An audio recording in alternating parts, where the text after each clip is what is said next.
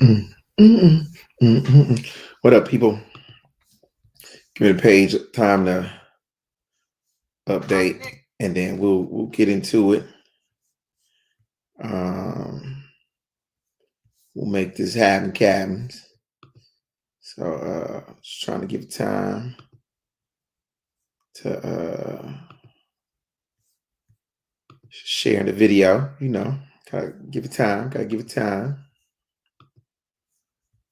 What's going on? How's everybody doing tonight? How's the party, people?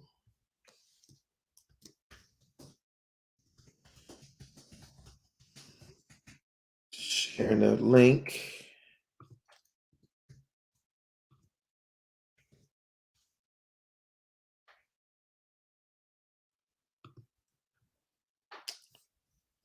Getting it in. All right, so shared it. Let me see. Make sure I shared on my other page before we get into this thing. All right, so start doing this weekly uh, class for stand-up comics who want to do comedy, who thinking about doing comedy. Um, answering questions, the whole nine. And then once we get into it, get established, get the ball rolling, what I'll do is I'll give you the ability to send me your stand up, short clip, and then we'll play it right here on the page and then let people see it and you can get some feedback. Um, from true audience members. Then I'll give you professional feedback. And we both know, well, we all know that's not necessarily the same thing. Because how a professional comedian sees your content and how an audience member sees your content, two totally different things. We see the nuances, the small things, the big things in your content, the whole nine. That being said, first things first. Think about being a comic. You need to figure out what type of comic you want to be and what's your mission in doing comedy. I know you like, well, a comedian is a comedian. No, there are multiple types of comics, multiple types of comedian, multiple different ways to do comedy. And all those ways of doing comedy are different. You got prop comics. That's character types of prop comic. You use a lot of props. You got physical comedy, like Jim Carrey was a physical comic, falling down, putting the arm behind the back and all of that stuff. Then you got pure stand-up comics who just stand up and do their thing. That's your earthquakes, your Jerry Seinfelds. They just straight, your Dave Chappelle's, your Chris Rocks, straight stand-up. And again, nobody is better than then you got the puppets, ventriloquists. Then you have impressionists. So there's a lot of different stand-up comics. You just got to figure out what's your lane.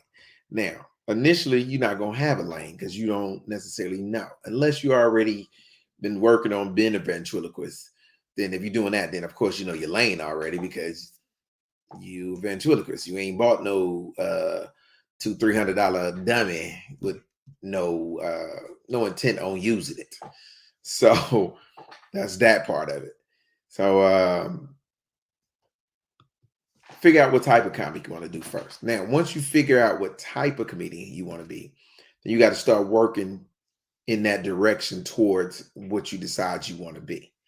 Now, you can't, there is no, even though we're doing this class and we'll be doing this class, there is no set way to do it. A lot of people have what we call a process. Everybody's process can be different. Some of our processes are the same. Some people's process is different from other people's. So you have to find out what your process is. But the big thing is you got to get on stage. Nobody can tell you how to do anything, how to adjust anything, how to modify anything unless you're getting on stage. Now, what does getting on stage mean? That means getting in front of people, in front of people who don't know you. Getting on stage in front of people who know you, you're not getting a true sense of what you are or what you aren't. You gotta get on stage in front of people who don't know you. people who don't know you have a different level of expectation out of you. And that level of expectation is going to definitely come from uh, they were expecting you to be funny. If you get on stage and you label yourself as a comedian, then anybody watching you on stage who doesn't know you have an expectation of you being a comedian. They don't care that you just started today. They don't care that it's only been a week. They don't care about none of that. If you get on stage, you call yourself a comedian, then their level of expectation is that of any other stand-up comedian that they have seen. And they have that expectation of you. That's the downside of starting to do comedy. Now, one of the shields of that is performing on open mics. You want to perform on open mics. Why do you want to perform on open mics? Because it lowers the level of expectation um, when you first start out.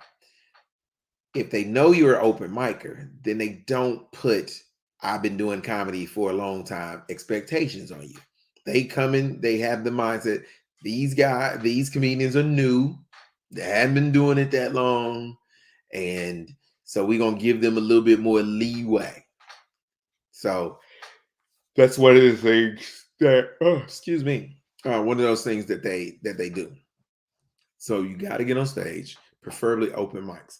Now, again, one of the reasons why I started this is because I know some people want to do comedy, but they're not necessarily in situations where they're in a place where stand-up comedy is ready, an open mic is readily available, or quality stage time is not readily available. So now they struggle to get on stage and they struggle to get quality stage time in a comedy friendly environment. One of the preconceived notions is that comedy can be done anywhere. Comedy can't be done anywhere.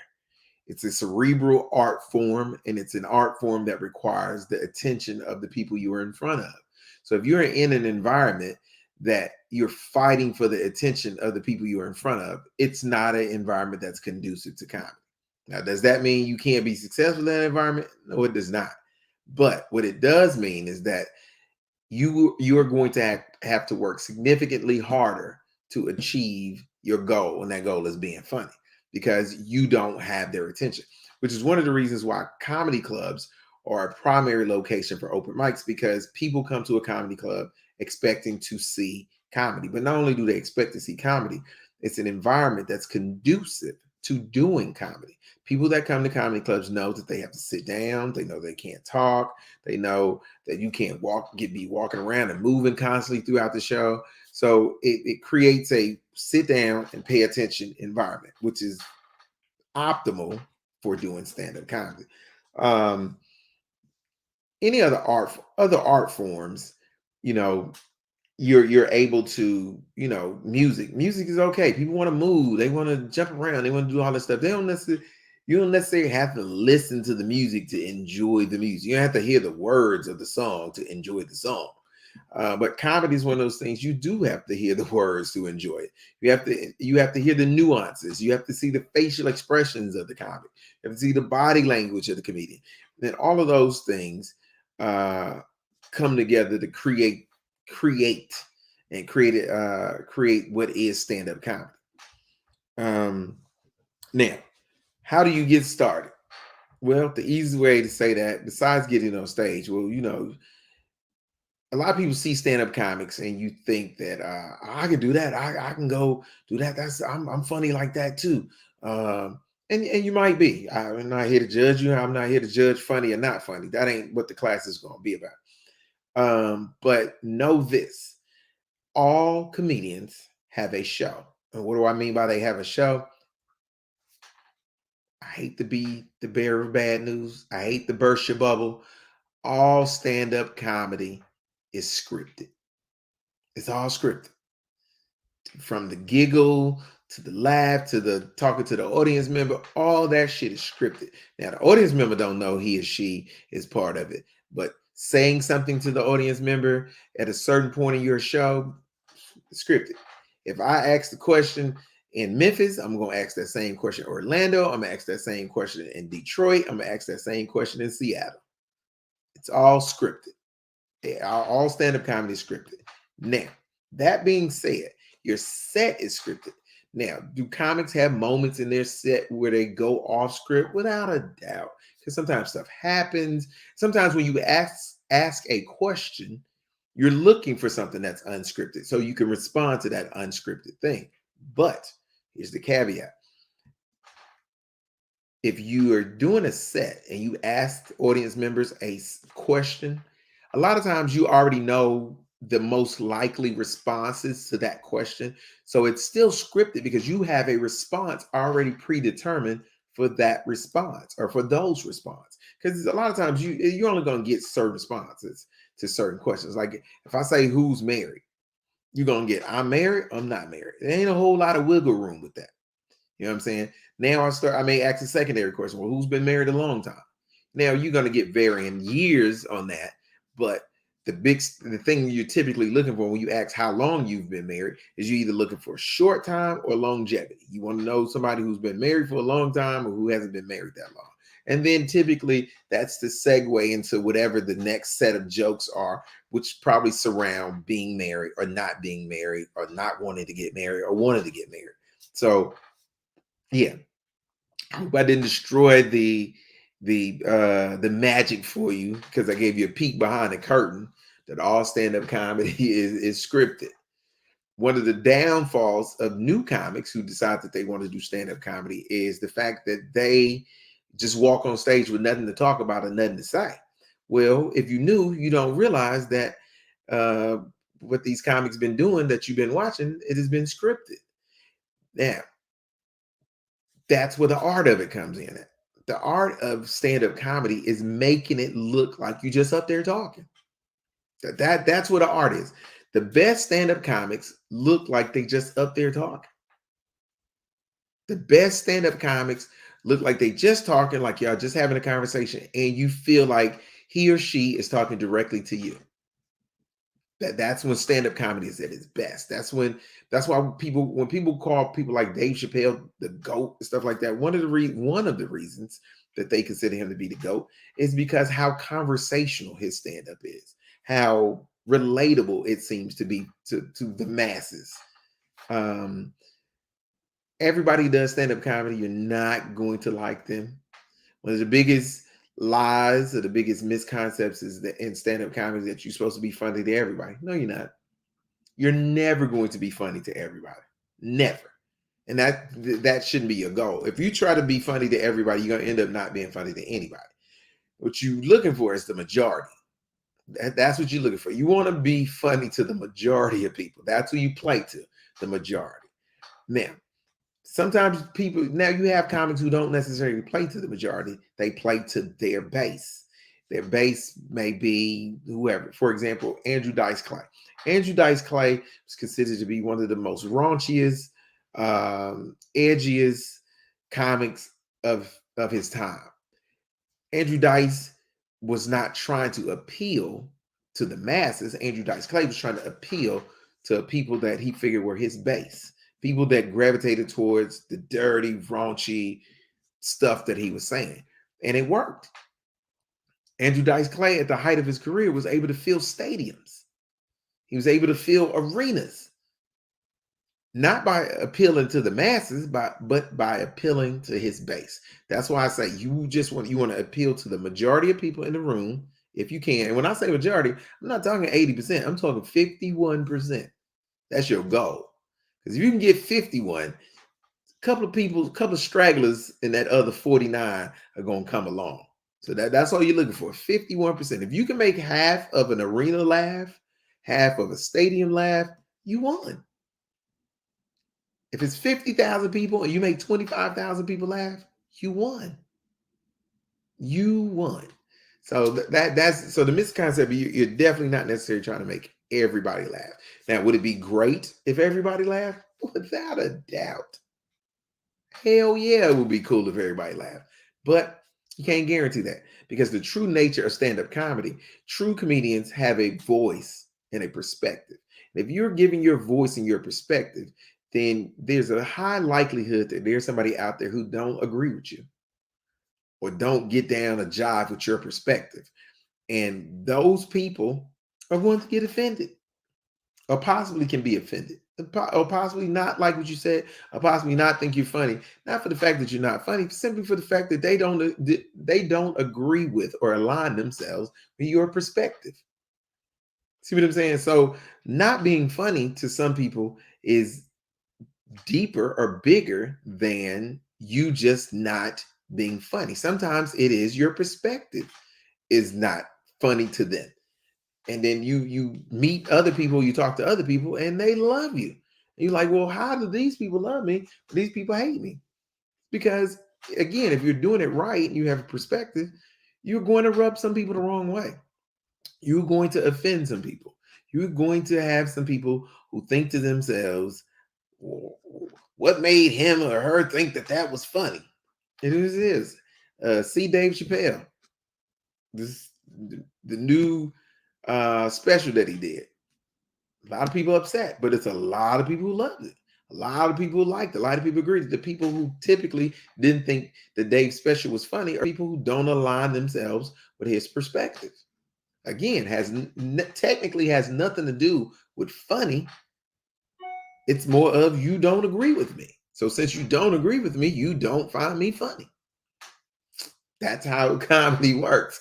It is like pulleys, and something goes up, something has to go down. So it's about the balancing act. Hence the 51%. You want to balance. You want to be on the edge of offending people, but on the side of being funny and still at the same time be interesting enough and relatable enough to create an environment that makes people want to laugh. So that's it all has to come together. Everything has all of the gears and everything has to be moving together. The difference between being funny and not being funny, believe it or not, can be as simple as a misplaced word. Being funny or not being funny can be as simple as your jokes are in the wrong order. Being funny and not being funny can be as simple as you don't transition from one topic to the next efficiently. You fumble through it.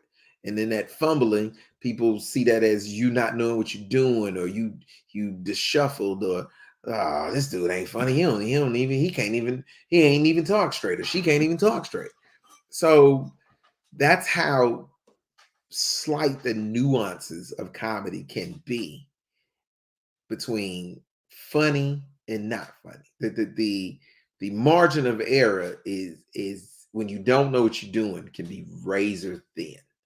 Now, all this is again not the gospel. This ain't the end all to be all. What I'm giving you is just basic stuff to start off in the comedy arena. Basic things to think about if you decided that this is something you wanted to pursue.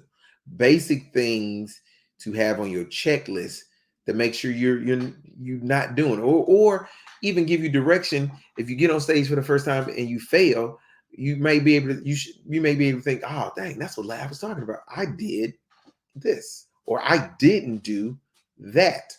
I didn't show up with something to talk about, whatever that something is. And that's the beauty of comedy. You can show up and talk about whatever you want to show up and talk about.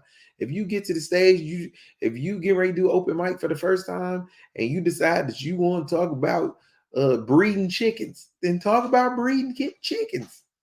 Who can't nobody tell you can't talk about that? You can talk about whatever you want to talk about. It's your stage, your microphone, and your 5 to 7, your 3 to 5 minutes, because that's how long open mic time is. And don't get it twisted. 3 to 5 minutes sounds like a short period of time, but when you on stage taking an L, taking it to the face, 3 to 5 minutes seem like an hour. You, whoo, yes, whoo. She's crazy. She's just crazy. It's a lot of beautiful women in the audience. So you'll be out there, and 3 minutes will seem like that little second hand is not ticking. They must just going back and forth, but not moving around the dial. When you got 3 to 5 minutes to do, especially when you sucking. Yeah. So again, in the beginning, I said you got to figure out what type of comedian you're gonna be. That is very important, because the quicker you find out what type of comedian you are going to be, the quicker you're going to find out what direction you want to go in. and you can start building. It's the equivalent to saying you want to build a house. Well, you need to decide first what type of house you want to build. Do you want a ranch? You want a duplex? You want a multi-family dwelling? Do you want a two-story, a three-story? See, because you can't even lay a foundation until you decide what type of house you want to build. That's why it's important that you figure out what type of comedian you want to be first, and then you gotta now. Once you decide what you want to be, now you got to first you need to decide why you want to do it. Then once you decide why you want to do it, then you need to figure out what you want to be. So let me kind of backtrack. Now, why you want to do it. There are a million reasons why comedians decide they want to do comedy. Believe it or not. Another misconception is that all comics do comedy because they want to make people laugh. No, some comics do comedy because they want to get pussy. Some female comics do comedy because they go on stage and they can wear something tight and provocative and they can get the attention that they not getting off stage. I know. Crazy, huh? Some comics that do comedy because they think they're going to get rich. It's a money chase for them. They see money or hear that so and so comic makes this amount, and that's what they looking. Rosa, how do you know if it's for you or not for you comedy? The stage will let you know whether it's for you or not. That's what'll let you know. If you going on stage routinely and you're not getting a good response, then this may not be for you. Now, don't get me wrong. When you start out, a lot of times you're not getting good response, but that's because you don't know what you're doing. That's the reason for this class, to help you learn what you're doing a little bit faster. Take some of the guesswork out of the process. That's what we're trying to do. Take some, because it's a lot of trial and error. And without that trial and error, if there was somebody to help you through some of that trial and error, it'll help you out. Is family funny different than comedy room funny? It can be. The difference between family funny and comedy room funny is your family. When people know you and they see you as the funny person or the silly person in the family or the silly dude at work or the funny chick at work, then their level of expectation change. They expect you to be funny already. And it's the equivalent of being a comedian who is established. When Chris Rock walks on stage, there is a level of familiarity that the audience has with him already. So the leeway for him to be funny and expectation for him to be funny is already there. And the ideal that he is going to be funny is already there. He doesn't have to prove that he's going to be funny. So the path to the laugh is significantly easier for him out the gate. Now, now when you talk about family funny, and you talk about, which is the same thing as work funny, that same mentality exists in that environment. The path to funny is easier in front of family and in front of coworkers because they already see you that way. Again, it's the equivalent to already being, you're the Chris Rock of work, or you're the Chris Rock of your family already. So it's easier to make them laugh. They're going to give you so much latitude for your funny. They're going to feed into stuff you say. They're going to listen to it more. Again, whereas in an open mic night where people don't know you, they like, man, this cat better be funny. So it's a better be scenario as opposed to, I already think he's funny. So it's a little, that's the difference. How much time is enough time to invest? You never doing comedy is like playing golf or playing a sport. You're never going to be perfect at it. What you can hope to be is be very good at it and be consistent at it. So there isn't a such thing as a time frame to put into it. Sometimes it takes longer. It takes some people longer to find their funny than it takes others to find their funny. Again, your funny is another way of saying your voice, what works for you and what doesn't work for you.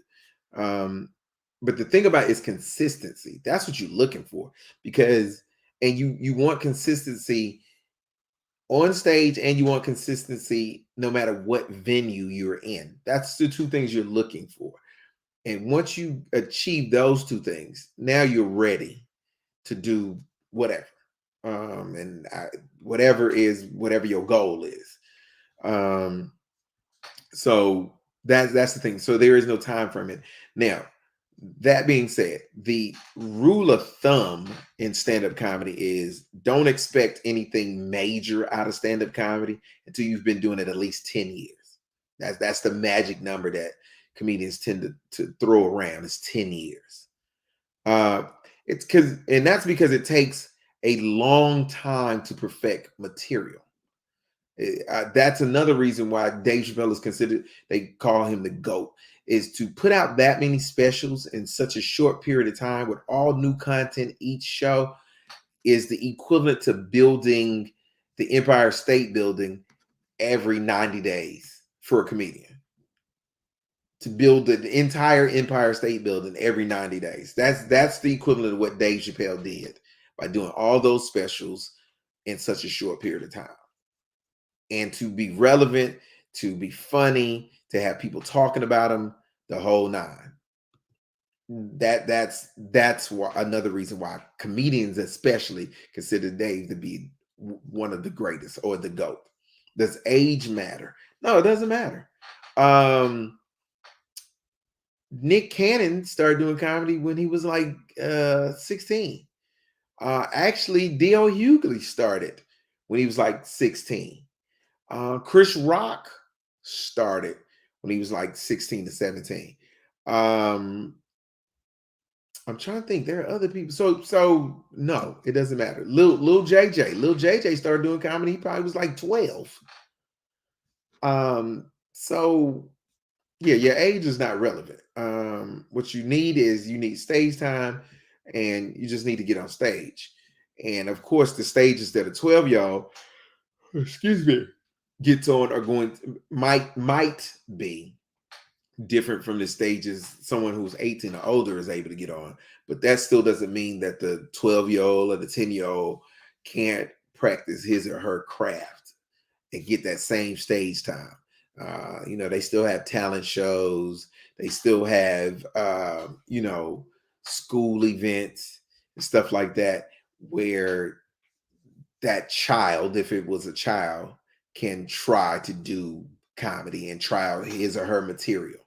So without a doubt, there are plenty of venues where that can happen. Now let me say this. I don't want anybody decides that this is what you want to do to come into it with any preconceived notions. The entertainment industry is shitty. You hear people talk about the record industry and how shady record labels are. The entertainment industry is shitty. And stand-up comedy, to decide to do stand-up comedy, is probably one of the hardest disciplines to do, because there is no cheating the process. There is no smoke and mirrors. There is no way to fake it till you make it. Because it will eventually tell on you. Even if you think you have gotten the audience to fall for the banana in the tailpipe, you will eventually have to pay the piper. See, singers aren't like that. I don't have to have a CD out. As long as I can sing, I can win as a singer. I can win. But as a comic, you can have something you want to talk about, but that still does not guarantee you're going to win. You can have topics that you love, that you think are hilarious. Doesn't mean the audience is going to think they're hilarious. But if you're a singer and you can sing, and you sing a record that's a hit or a classic, you're going to get a great response from that. every single time. As long as you can sing and you sing that hit record, you're gonna be golden. You don't and unlike a comedian, I have to have content. I have to create some unique material that these people ain't never heard before and make it relatable, make it funny. So just know that. Another reason why stand-up comedy is hard is because it is instant, instant feedback. So as a singer, you can sing and the music is playing, so you may not hear the audience. You may not see whether they like you or don't, or you can sing a song and you killing it, and the audience won't respond until the end. But as a stand-up comic, that feedback is instant. When you tell a joke and they don't laugh, you know immediately that that joke didn't work. You know immediately that that wasn't funny. You know immediately that you offended some people. And let me tell you this, audiences, especially Black audiences, have no problems telling you that you ain't funny. And I don't mean by not laughing or booing you. They have no problem telling you ain't funny, saying, hey, nigga, you ain't funny. Nigga, you weren't funny. Get this corny nigga on stage. They have no problems with that whatsoever. Are there any topics to stay away from? No. That's the short answer. No. But just like in the regular world, there are everything. Chris Rock's book, Chris Rock said that everything's funny. It's just about being the timing of it and how do you present it. And I give you a real world example of that. Comics have 9/11 jokes out the wazoo now. But 5 years ago, I mean, 15 years ago, 20 years ago, you could not do a joke about 9/11. You were going to get booed, you were going to offend people, you were going to make people mad. But now you can joke about terrorists, being on a plane and all of that, and get and get a big laugh. So everything's funny. It's about the timing and how you package that topic. So there are no taboo topics, if you will. It's just one of those things to where you gotta know what you're doing. Rule of thumb is the more risque the content is, the more stage savvy you need to be. So if you're a new comic, it's almost guaranteed you're going to fail approaching highly sensitive topics. It's almost guaranteed you're going to fail because you're not stage savvy enough to present that content in a manner to where it is not as abrasive as it is. So yeah, don't yeah. So no material you should stay away from. All subjects are on the table, but again, the newer you are, the more I would advise you to stay away from material that is highly likely that is polarizing. That's the best way to say it. Content that's polarizing is you're asking for it. You're asking for the crowd to turn on you or not give you the response you're looking for. So that's that. All right, so I'm gonna wrap it up. I don't want them to be long.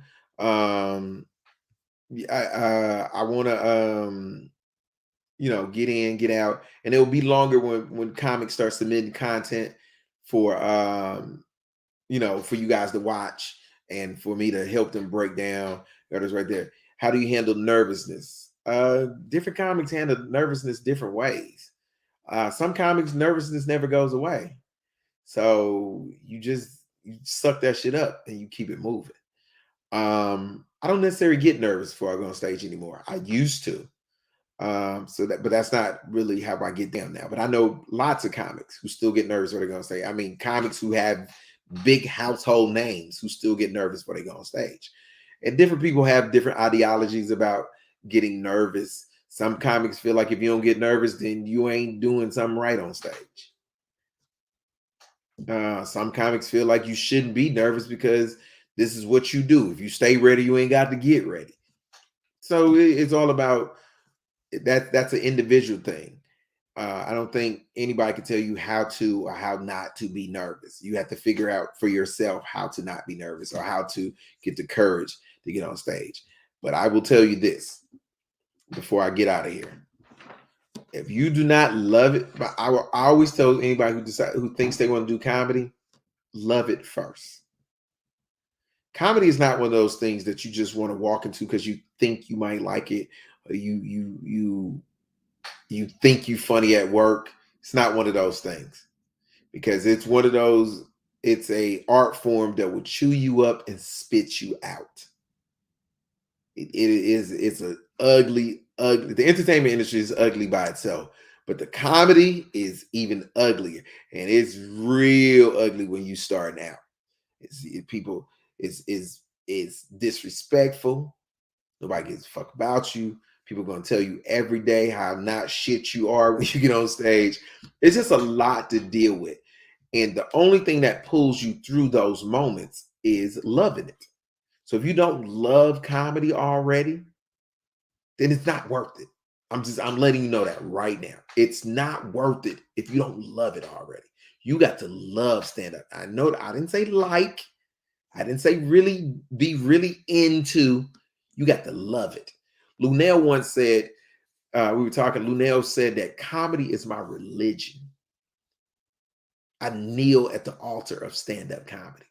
And that's how serious you got to take it and love it if you decide you want to do it. If not, it ain't worth it. It's really not worth it. And that's not to discourage you, but I want to be real. I want you to be realistic with your expectations. I want you to be realistic with what you're going to encounter. And I want you to be realistic in where this can or can't go. So as long as you come into it being honest with yourself, then I think you'll be okay. But you got to be honest with yourself first. And that's it. So again, this is the first every Monday, 9 p.m. Eastern Standard Time.